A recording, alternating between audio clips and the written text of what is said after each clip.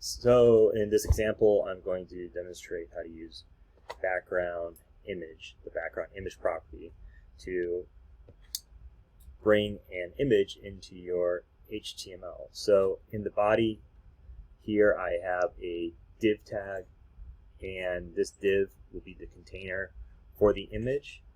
I already have a class set up for this, so the class is SharkAdd.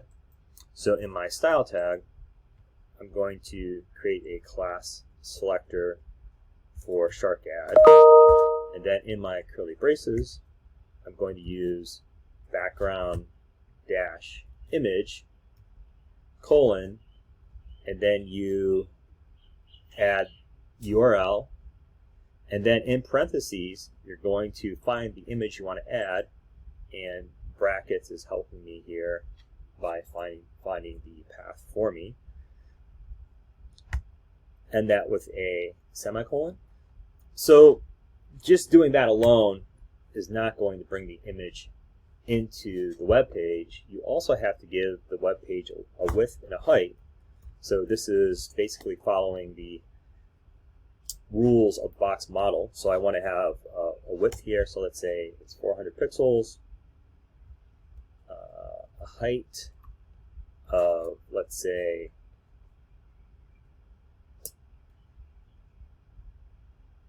200 pixels, and then I'll hit save, and you see it brought in the image, but it only brought in a portion of the image. So this is where you want to use background size. So if I have background size set to cover, it will try to fit the image in there as nicely as possible. So you see it's cut off a little bit. That's because the image itself is not proportional to the size that I designated here. So what I need to do is adjust my width and my height.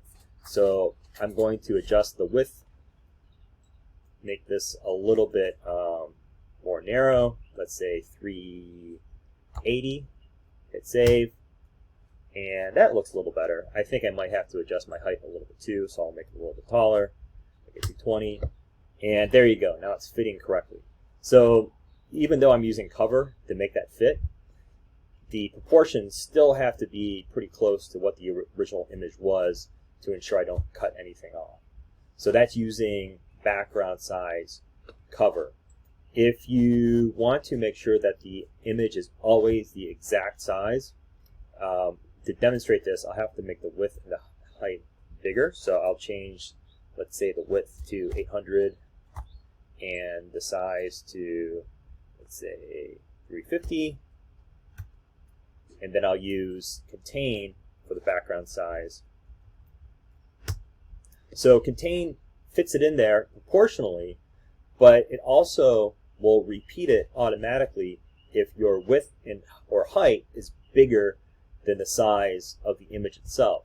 So the width is wider proportionally, so it repeats. So if you want to have that at the correct proportions and not have it repeat, you have to use background, repeat, no repeat.